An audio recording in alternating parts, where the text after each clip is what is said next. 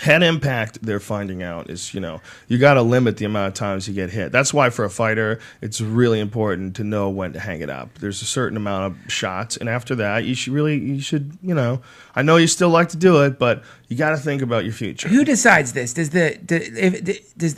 Is it always in that decision of the fighter, or can the UFC... Ultimately, it has to be the decision of the fighter, unless someone owns him, unless he's a slave. But though, as an organization, if you kind of know a guy... Well, the organization, if the UFC decided that someone shouldn't be fighting for them, that doesn't keep them from fighting. Oh, right. They'll go somewhere else. Right. I mean, the UFC, does offer advice to guys, and they care very much for their fighters. And they have, like Chuck Liddell, they gave him a great job.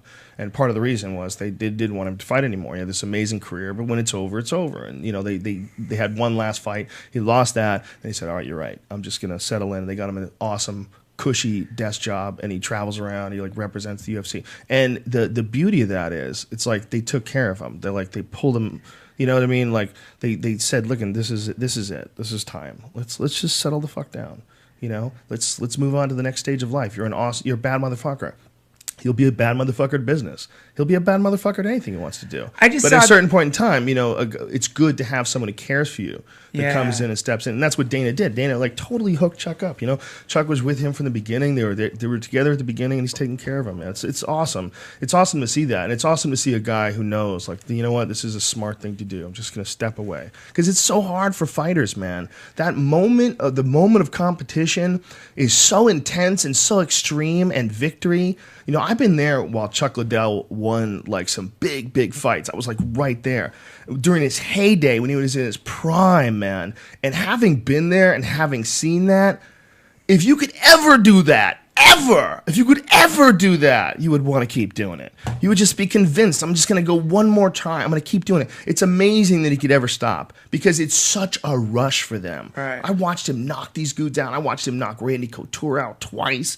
She's just flatlining guys with these punches. It was crazy. And then running around. Rah! He was the scariest fucking guy on the planet for a few years, man. He was terrifying. When he was just running shit in the UFC, when he was in his true athletic peak, that must have been an amazing feeling. It must have been, that life must have been so crazy and exciting. Yep. You're stepping into a cage against the most ferocious guys on the planet, and you're smashing them in front of the whole world. Yeah. I mean, his career was incredible, man. Just fucking incredible knockouts.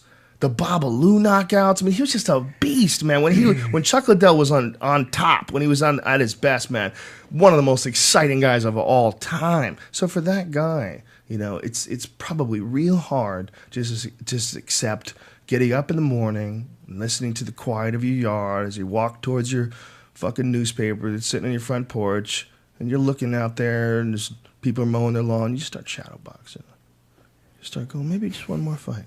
Right. You get bored. You want to get back in there. You want to feel the fucking rush.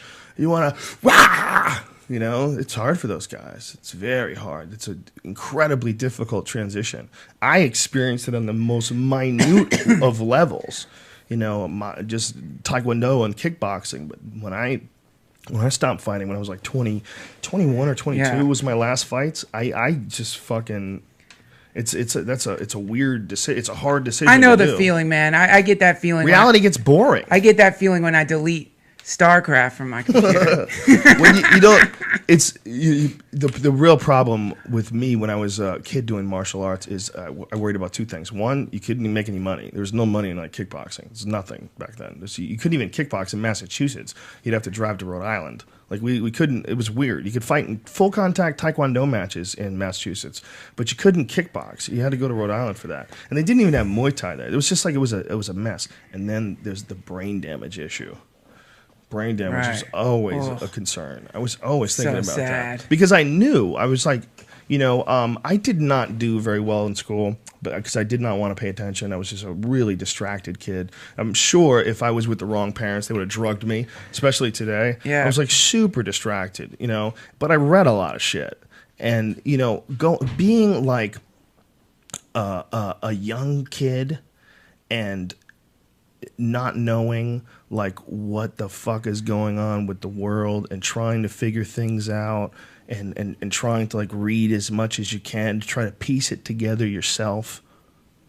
It's a very bizarre place to be. Yeah.